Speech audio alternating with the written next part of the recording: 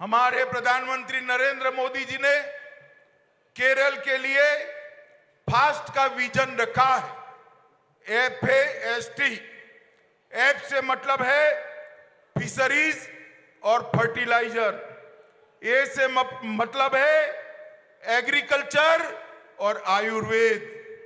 S से मतलब है skill development and social empowerment. और टी से मतलब है टूरिज्म और टेक्नोलॉजी। ये सारी चीजें केरल के विकास की नींव बन सकती है, फाउंडेशन बन सकती है। ഈ കേരളത്തിന് വേണ്ടി നമ്മുടെ പ്രധാനമന്ത്രി നരേന്ദ്രമോദിജിയുടെ നേതൃത്വത്തിൽ AST എന്ന് പറയുന്ന 3 കാര്യങ്ങൾ. എ എന്ന് പറഞ്ഞാൽ അഗ്രികൾച്ചർ, കൃഷി, അതുപോലെ തന്നെ ഇവിടത്തെ വികസനം. അതുപോലെ എസ് എന്ന് പറഞ്ഞാൽ നൈപുണ്യ വികസനം, തൊഴിൽദാനം. അതുപോലെ തന്നെ ടി എന്ന് പറഞ്ഞാൽ ടൂറിസം, ആ ടൂറിസത്തിന്റെ വിനോദസഞ്ചാരത്തിന്റെ വികസനം. ഇതെല്ലാം സാധ്യമാക്കി നരേന്ദ്രമോദിജിയുടെ ഗവൺമെന്റ്. भैया टूरिज्म और टेक्नोलॉजी, ടൂറിസത്തിന്റെ കൂടെ സാങ്കേതികമായ വിദ്യയുടെ വികസനവും നരേന്ദ്രമോദി സർക്കാർ കേരളത്തിന് സാധ്യമാക്കി. मित्रों, पिछले कुछ वर्षों से करीब 2 दशक से केरल का विकास थमा पड़ा। ये केरल पूरे देश में पर्यटन के अंदर, टूरिज्म के अंदर 1 नंबर था। सबसे ज्यादा लिटरल प्रदेश कोई था तो ये हमारा केरल है। मगर 2 दशक से LDF, UDF, LDF, UDF, LDF Kerala का विकास बंद पड़ा हुआ है। और ये केरल भ्रष्टाचार के अंदर, तुष्टीकरण के अंदर, एपीसमेंट के अंदर और पॉलिटिकल वायलेंस के अंदर फंसा पड़ा है। സുഹൃത്തുക്കളെ, ഈ കേരളം കഴിഞ്ഞ കുറച്ച് വർഷങ്ങൾക്ക് മുമ്പ് ഇന്ത്യയിലെ ഏറ്റവും കൂടുതൽ വിനോദസഞ്ചാരികൾ വരുന്ന പ്രദേശമായിരുന്നു. അതുപോലെ തന്നെ സാക്ഷരതയിൽ ഏറ്റവും മുൻപന്തിയിലുള്ള പ്രദേശമാണ്. പക്ഷേ കഴിഞ്ഞ കുറച്ചു കാലമായി ഈ UDFും LDFും മാറി മാറി ഭരിച്ച് കേരളത്തിന്റെ എല്ലാ സ്ഥാനങ്ങളും നഷ്ടപ്പെട്ടിരിക്കുന്നു. അവര് കഴിഞ്ഞ കുറച്ചു കാലമായി ഇവിടെ അഴിമതി നടത്തുന്നു, വർഗീയ ധ്രുവീകരണം നടത്തുന്നു, ഇവിടെ വലിയ തട്ടിപ്പ് നടത്തുന്നു. അവർ ഈ സംസ്ഥാനത്തിന്റെ സാധ്യതകൾ അങ്ങനെ ഇല്ലാതാക്കിയിരിക്കുകയാണ്. मित्रों, UDF और LDF दोनों एपीसमेंट की पॉलिटिक्स करते हैं और NDA डेवलपमेंट की पॉलिटिक्स करता है। സുഹൃത്തുക്കളെ, ഈ UDFും LDFും ഇടതും വലതും മുന്നണികൾ പ്രീണന രാഷ്ട്രീയമാണ് നടപ്പിലാക്കുന്നത്. എന്നാൽ BJP വികസനത്തിന്റെ രാഷ്ട്രീയമാണ് നടപ്പിലാക്കുന്നത്. मित्रों, ये UDF और LDF, कम्युनिस्ट और कांग्रेस दोनों कंफ्यूज पार्टी है, बहुत कंफ्यूज है। यहां पर तो एक दूसरे के खिलाफ लड़ते हैं और बंगाल में कांग्रेस और कम्युनिस्ट इलू करते हैं, साथ में चुनाव लड़ते हैं। ഈ കമ്മ്യൂണിസ്റ്റുകാരും കോൺഗ്രസുകാരും ഈ UDFും LDFും അവർ ആശയക്കുഴപ്പത്തിലാണ്, അവർ പ്രതിസന്ധിയിലാണ്. ഇവിടെ അവർ തമ്മിൽ മത്സരിക്കുന്നു, യുദ്ധം ചെയ്യുന്നു. എന്നാൽ ബംഗാളിലെത്തിയാൽ ഐ ലവ് യു ആണ്. അവർ ഒരുമിച്ച് നിന്ന് തെരഞ്ഞെടുപ്പിനെ നേരിടുന്നു. ആശയക്കുഴപ്പത്തിലാണ് ഇവർ. यहां एक दूसरे के खिलाफ लड़ना, वहां गले मिलकर लड़ना। मैं कम्युनिस्टों और कांग्रेस पार्टी को पूछना चाहता हूं, आप सिद्धांतों की पॉलिटिक्स करते हैं या पॉलिटिक्स सत्ता के लिए करते हैं? ഇവരെ പരസ്പരം മത്സരിക്കുന്നു, അവിടെ ഒരുമിച്ച് നിൽക്കുന്നു. ഇവരോട് ഞാൻ ചോദിക്കാൻ ആഗ്രഹിക്കുന്നു, നിങ്ങൾ ആദർശത്തിന്റെ രാഷ്ട്രീയമാണോ നിങ്ങളുടേത്, അതല്ല അധികാരത്തിന് വേണ്ടിയുള്ള രാഷ്ട്രീയമാണോ നിങ്ങളുടേത് എന്ന് ചോദിക്കാൻ ഞാൻ ആഗ്രഹിക്കുന്നു. मित्रों, कांग्रेस और कम्युनिस्ट दोनों C से शुरू होता है और कंफ्यूजन भी C से शुरू होता है। ये दोनों पार्टियों की पॉलिसी में कंफ्यूजन है, नीयत में कंफ्यूजन है और लीडरशिप नेतृत्व में भी कंफ्यूजन है। ये दोनों कंफ्यूज पार्टी है, वो केरल का भला नहीं कर सकते।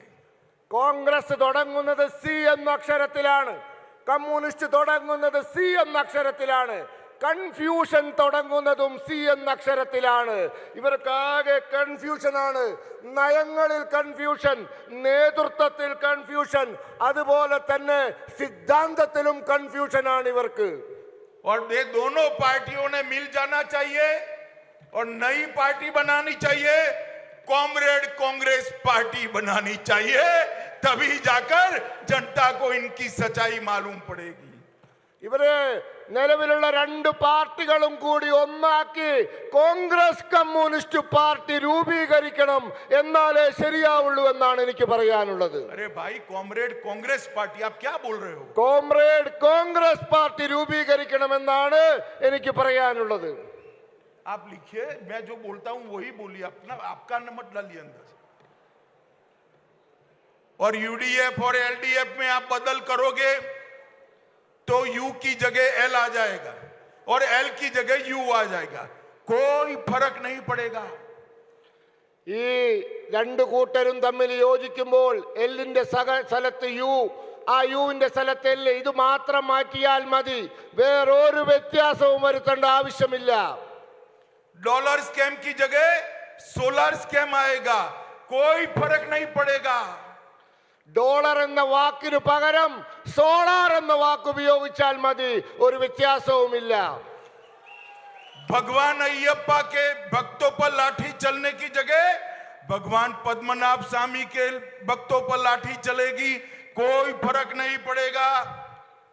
ശബരിമല അയ്യപ്പന്റെ ഭക്തന്മാരുടെ മുകളിലേക്ക്, ശരീരത്തിലേക്ക് രാത്രി ചാർജ് ചെയ്യുന്നു, അതിന് മറ്റേ കൂട്ടർ ശ്രീ പത്മനാഭ സ്വാമിയുടെ ഭക്തന്മാർക്ക് നേരെ ലാത്തി ചാർജ് നടത്തുന്നു, ഒരു വ്യത്യാസവുമില്ല. और सीपीएम के पास एसडीपीआई है तो कांग्रेस के पास मुस्लिम लीग है, कोई फर्क नहीं पड़ेगा। കമ്മ്യൂണിസ്റ്റുകാരുടെ കൂടെ SDPI ഉണ്ട്, കോൺഗ്രസുകാരുടെ കൂടെ മുസ്ലിം ലീഗ് ഉണ്ട്, വ്യത്യാസമില്ല. मित्रों, पिनराई विजयन के नेतृत्व में गोल्ड स्कैम हुआ, उनको बदलोगे तो कांग्रेस की सरकार आएगी जो सोलर स्कैम करने वाले को मुख्यमंत्री बनाएगी। പിണറായി വിജയന്റെ ഗവൺമെന്റ് സ്വർണ്ണ കള്ളക്കടത്തിലാണ് പെട്ടിരിക്കുന്നത്. അദ്ദേഹത്തെ മാറ്റി കോൺഗ്രസ് വന്നാൽ അത് സോളാർ അഴിമതിയിൽപ്പെട്ട കൂട്ടരായിരിക്കും അധികാരത്തിൽ വരിക. मित्रों, मैं जब भी आता हूं विजयन जी को सवाल पूछता हूं, वो बड़ा गुस्सा हो जाते हैं कि अमित भाई सवाल क्यों पूछते हैं? अरे विजयन जी, आप मुख्यमंत्री है, आपको सवाल नहीं पूछूंगा तो किसको पूछूंगा, बताइए जरा।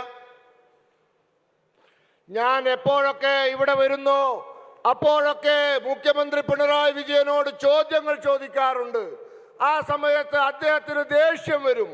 ഞാൻ അദ്ദേഹത്തോട് ചോദിക്കാൻ ആഗ്രഹിക്കുന്നു, അങ്ങ് മുഖ്യമന്ത്രിയല്ലേ, ഞാൻ അങ്ങയോടല്ലാതെ പിന്നെ ആരോടാണ് ഞാൻ ചോദ്യങ്ങൾ ചോദിക്കേണ്ടത്?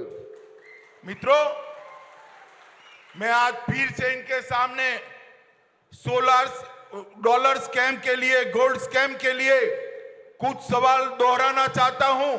बार बार इसलिए दोहराता हूं कि इन्होंने जवाब नहीं दिए हैं। ഞാൻ വീണ്ടും ഈ ഡോളർ കള്ളക്കടത്ത്, സ്വർണ്ണ കള്ളക്കടത്തുമായി ബന്ധപ്പെട്ട് ചില ചോദ്യങ്ങൾ ചോദിക്കാൻ ആഗ്രഹിക്കുന്നു. നേരത്തെ ചോദിച്ചപ്പോഴൊന്നും എനിക്ക് മറുപടി ലഭിച്ചിട്ടില്ല, എന്നാലും ഞാൻ ചോദിക്കുകയാണ്. क्या गोल्ड और डॉलर स्कैम का मुख्य आरोपी आपके अधीन आपकी ऑफिस में काम करता था या नहीं करता था?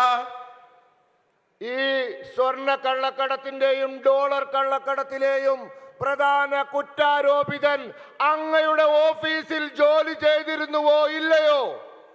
क्या आपकी सरकार ने उनको 3 लाख रुपया हर महीने वेतन दिया था या नहीं दिया था? അങ്ങയുടെ ഗവൺമെന്റ് ആ വ്യക്തിക്ക് മാസം 3 ലക്ഷം രൂപ ശമ്പളം കൊടുത്തിരുന്നോ ഇല്ലയോ? उस वक्त के आपके प्रिंसिपल सेक्रेटरी ने ये तस्करों की मदद की थी या नहीं की थी? അന്ന് അങ്ങയുടെ പ്രിൻസിപ്പൽ സെക്രട്ടറി ആയിരുന്ന വ്യക്തി ഇതിനു വേണ്ട സഹായങ്ങൾ ചെയ്തിരുന്നുവോ ഇല്ലയോ? आपके प्रिंसिपल सेक्रेटरी ने ये आरोपी महिला को सरकारी खर्चे से विदेश का टूर कराया था या नहीं कराया था? ഈ പ്രിൻസിപ്പൽ സെക്രട്ടറി ഈ കുറ്റാരോപിതയായ മഹിളയെ ഗവൺമെന്റിന്റെ ചെലവിൽ വിദേശ സന്ദർശനം നടത്താൻ അവർക്ക് സൗകര്യം ചെയ്തു കൊടുത്തിരുന്നോ ഇല്ലയോ? ये आरोपी महिला बार बार सीएम हाउस पर क्यों आती थी? ഈ ആരോപണ വിധേയയായ ഈ മഹിള എന്തിനാണ് മുഖ്യമന്ത്രിയുടെ ഓഫീസിൽ പിന്നും പിന്നും വീണ്ടും വീണ്ടും വന്നത്? एयरपोर्ट पर स्मगलिंग होने के बाद, पकड़े जाने के बाद सीएम ऑफिस ने उनको बचाने के लिए फोन किया था या नहीं किया था? ഈ എയർപോർട്ടിൽ തിരുവനന്തപുരം വിമാനത്താവളത്തിൽ ഈ സ്വർണം പിടിച്ചതിന് ശേഷം അങ്ങയുടെ ഓഫീസിൽ നിന്നും ആ പിടിച്ച സ്വർണം വിട്ടുകൊടുക്കാൻ ഫോൺ പോയിരുന്നോ ഇല്ലയോ? आपने ईडी और कस्टम के ऑफिसरों पर जो हमला हुआ इसकी डिटेल जांच क्यों नहीं की? ഈ അന്വേഷണം നടത്തുന്ന ഇഡിയുടെയും കസ്റ്റംസിന്റെയും ഉദ്യോഗസ്ഥന്മാർക്കെതിരെ നടന്ന അക്രമത്തിനെതിരെ അങ്ങയുടെ ഗവൺമെന്റ് കൃത്യമായ അന്വേഷണം നടത്തിയോ? ഇല്ലെങ്കിൽ എന്തുകൊണ്ട്? मित्रों, मैं विजयन जी को कहना चाहता हूं, जरा सी भी शर्म बची है तो चुनाव के पहले इन सारे सवालों के जवाब केरल की जनता के सामने देने चाहिए। എനിക്ക് ശ്രീ പിണറായി വിജയനോട് പറയാനുള്ളത്, അങ്ങക്ക് ആദർശമുണ്ടെങ്കിൽ ഈ തെരഞ്ഞെടുപ്പിന് മുമ്പ് ഈ ചോദ്യങ്ങൾക്ക് ദയവ് ചെയ്ത് അങ്ങ് ഉത്തരങ്ങൾ നൽകണം. मित्रों, ये सीपीएम के लोगों ने सबरीमाला के मंदिर में प्रवेश करते हुए श्रद्धालुओं पर, महिलाओं पर, पुरुषों पर, बच्चों पर लाठीचार्ज कर कर अपना क्रूर और नास्तिक चेहरा केरल की जनता के सामने उजागर किया।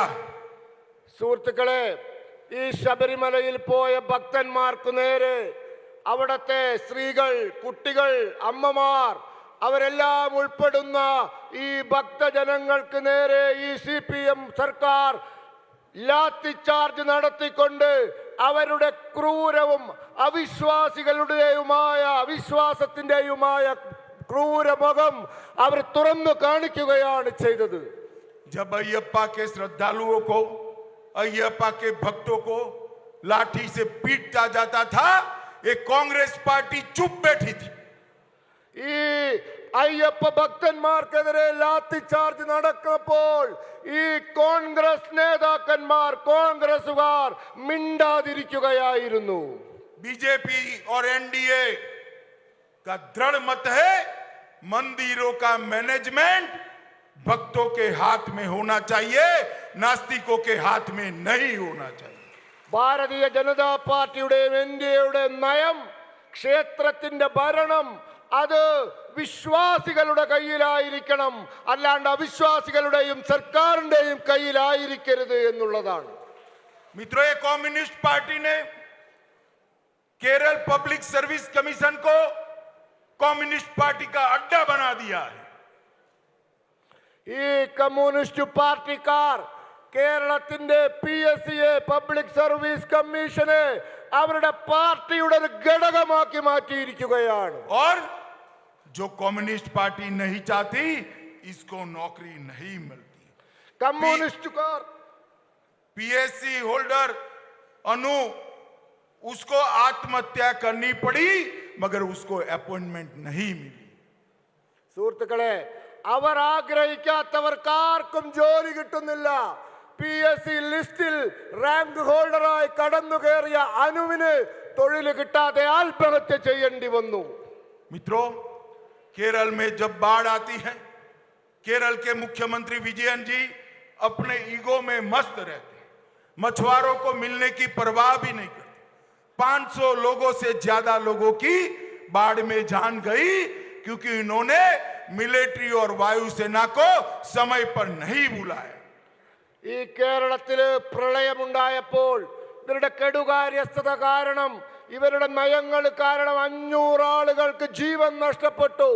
സമയത്ത് നമ്മുടെ കരസേനയെയും നമ്മുടെ സുരക്ഷാ സംവിധാനങ്ങളെയും കേന്ദ്രസേനയെയും വിളിച്ചിരുന്നെങ്കിൽ അത് സംഭവിക്കില്ലായിരുന്നു. സമയത്ത് അത് വിളിക്കാതെ ഇത്രയും ആളുകളുടെ ജീവൻ ഇവർ ബലി നൽകി. मित्रों, एफिशिएंसी से उनका कोई लेन देन नहीं है। वो केवल और केवल राजनीतिक हिंसा का भय फैलाकर सत्ता प्राप्त करने वाले लोगों में से। ये केरल के अंदर राष्ट्रीय स्वयंसेवक संघ और भारतीय जनता पार्टी के सैकड़ों कार्यकर्ताओं की हत्या हो गई है। क्या कम्युनिस्ट पार्टी ये समझती है कि हमारे कार्यकर्ताओं की हत्या कर कर आप हमें डरा दोगे? याद रखिए विजयन जी, ये भारतीय जनता पार्टी है, संघर्ष करने से नहीं डरती है। जितना अत्याचार का कादव फैलाओगे, कमल इतना ही ज्यादा खिलकर बाहर आने वाला है। ഈ കമ്മ്യൂണിസ്റ്റുകാർ രാഷ്ട്രീയമായ അക്രമം നടത്തുകയാണ്. അവര് കേരളത്തിൽ അധികാരം പിടിച്ചെടുക്കാൻ ഈ കൊലപാതക രാഷ്ട്രീയം നടത്തുകയാണ്. ഇവരെന്താണ് വിചാരിക്കുന്നത്? നിങ്ങൾ നിരവധി RSS BJP പ്രവർത്തകരെ കൊന്നു. നിങ്ങൾ വിചാരിക്കുന്നുവോ അക്രമം കാണിച്ച് ഞങ്ങളെ ഭയപ്പെടുത്താമെന്ന്? നിങ്ങൾ എത്രത്തോളം അക്രമം കാണിക്കുന്നു, എത്രത്തോളം എതിർപ്പ് കാണിക്കുന്നു, അത്രയും എണ്ണത്തിലും കരുത്തിലും താമര ഇവിടെ വിരിയുക തന്നെ ചെയ്യും. അതാണ് ഞങ്ങളുടെ ചരിത്രം, കഴിഞ്ഞകാല പ്രവൃത്തി അതാണ്. मित्रों, नरेंद्र मोदी सरकार ने 6.5 साल के अंदर केरल के विकास के लिए ढेर सारे काम किए हैं।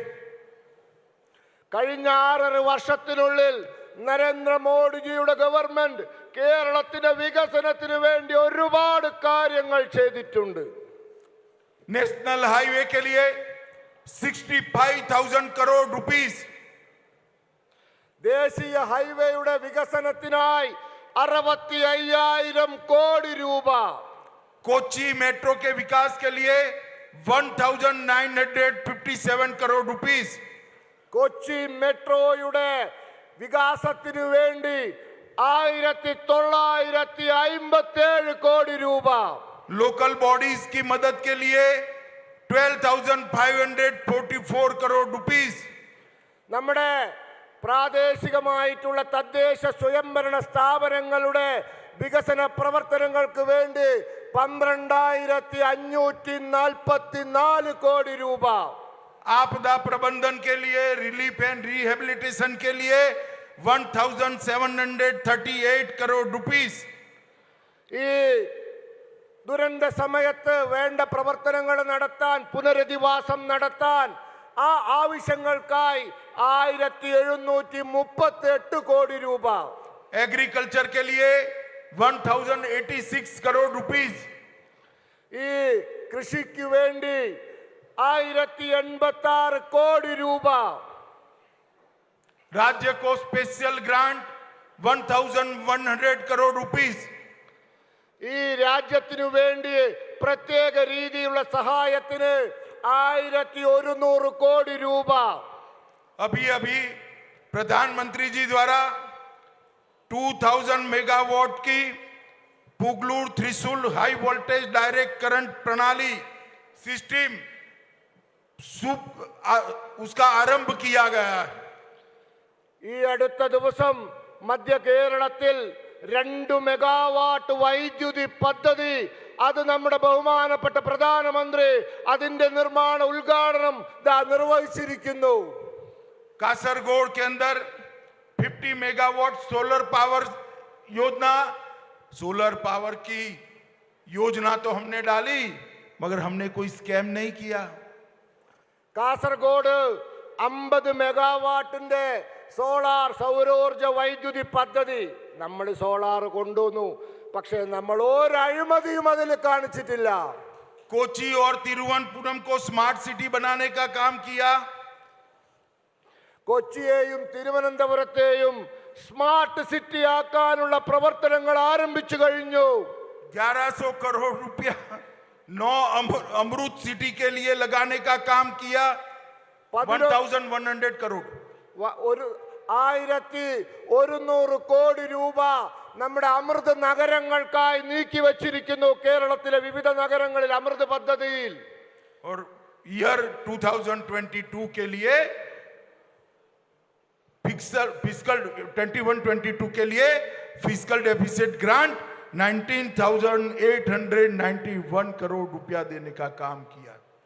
നമ്മുടെ വരുന്ന സാമ്പത്തിക വർഷം 2021-2022 സാമ്പത്തിക വർഷത്തിലെ സാമ്പത്തിക കമ്മി നികത്താൻ വേണ്ടി 1981 കോടി രൂപ പ്രത്യേക സഹായം നമ്മുടെ കേന്ദ്ര സർക്കാർ കൊടുത്തിരിക്കുന്നു. कोची में propylene derivative petrochemical project PPDPP 6,000 crore रुपए का डालने का काम किया।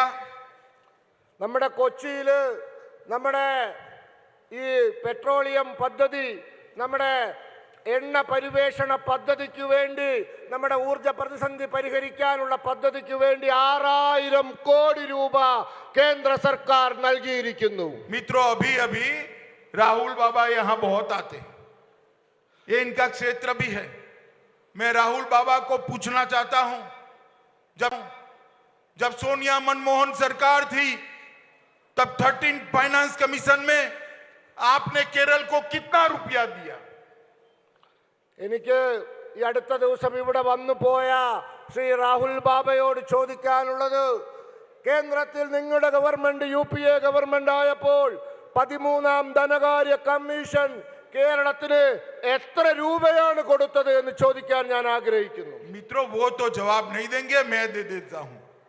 അവർ ഉത്തരം പറയില്ല, പക്ഷെ ഞാൻ ഉത്തരം പറയാം. मित्रों, 13 फाइनेंस कमीशन में कांग्रेस सरकार ने केरल को 45,300 करोड़ रुपया दिया था। 45,300 और 13 फाइनेंस कमीशन में, और 14 फाइनेंस कमीशन में नरेंद्र मोदी जी ने केरल को 45,000 से बढ़ाकर 1,34,848 करोड़ रुपीस देने का काम नरेंद्र मोदी जी ने किया है। അവര് 13ാം ധനകാര്യ കമ്മീഷൻ കേരളത്തിന് കൊടുത്തത് 45,300 കോടി രൂപ മാത്രമാണ്. എന്നാൽ നരേന്ദ്രമോദിജി സർക്കാർ അധികാരത്തിൽ വന്നതിന് ശേഷം 14ാം ധനകാര്യ കമ്മീഷൻ 45,300 കോടി രൂപയുടെ സ്ഥാനത്ത് 1,34,848 കോടി രൂപയാണ് 14ാം ധനകാര്യ കമ്മീഷൻ കൊടുത്തത്. मित्रों, चुनाव तक अब मैं शायद केरल नहीं आऊंगा। मेरी 2 विनंती है, एक पिनराई विजयन जी से है और दूसरा केरल की जनता से। തെരഞ്ഞെടുപ്പിന് മുമ്പ് ഇനി ഞാൻ കേരളത്തിൽ വരില്ല. ആ സമയത്ത് എനിക്ക് ഈ കേരളത്തിലെ ജനങ്ങളോടും ഈ പിണറായി വിജയനോടും ഒരു വിനയത്തിന്റെ ഭാഷയിൽ അപേക്ഷിക്കാനുള്ള കാര്യം ഞാൻ പറയുകയാണ്. पिनराई विजयन जी से मेरी विनम्रता पूर्वक हम्बल रिक्वेस्ट है कि मेरे सवालों के आप जरा जवाब दे दीजिए। പിണറായി വിജയനോട് ഹൃദയത്തിന്റെ ഭാഷയിൽ, സ്നേഹത്തിന്റെ ഭാഷയിൽ എനിക്ക് പറയാനുള്ളത്, അങ്ങ് ദയവ് ചെയ്ത് എന്റെ ചോദ്യങ്ങൾക്ക് ഉത്തരം നൽകൂ. और केरल की जनता को मेरी विनंती है, LDF UDF से चक्कर से निकलिए और मोदी जी के नेतृत्व में विकास करने वाली कमल फूल की सरकार लाइए। കേരളത്തിലെ ജനങ്ങളോട് എനിക്ക് വിനയത്തോടെ പറയാനുള്ളത്, ഈ LDF UDF ഈ മാസ്പര വലയത്തിൽ നിന്നും നിങ്ങൾ രക്ഷപ്പെടൂ. രക്ഷപ്പെട്ടിട്ട് നരേന്ദ്രമോദിയുടെ നേതൃത്വത്തിലുള്ള NDAയുടെ BJPയുടെ താമര ചിഹ്നത്തിൽ നിങ്ങൾ വോട്ട് ചെയ്യൂ എന്നാണ് പറയാനുള്ളത്. मित्रों, मैं आप सभी से फिर से एक बार अपील करता हूं कि कमल के फूल पर बटन दबाइए और भाजपा को, NDA को, CK जानू जी को प्रचंड बहुमत के साथ विजयी बनाइए। ഒരിക്കൽ കൂടി ഞാൻ പറയുകയാണ്, താമര ചിഹ്നത്തിൽ വോട്ട് ചെയ്യുക. BJPക്ക് നമ്മുടെ പ്രിയങ്കരിയായ സ്ഥാനാർത്ഥി CK ജാനുവിന് നിങ്ങൾ വോട്ട് ചെയ്ത് വിജയിപ്പിക്കുക എന്നുള്ളത്. मेरे साथ दोनों हाथ उठाइए, उठाइए दोनों हाथ, विजय के संकल्प की मुट्ठी भींचिए और प्रचंड आवाज से बोलिए, भारत माता की, भारत माता की, भारत माता की। वंदे वंदे मातरम, वंदे। मातरम।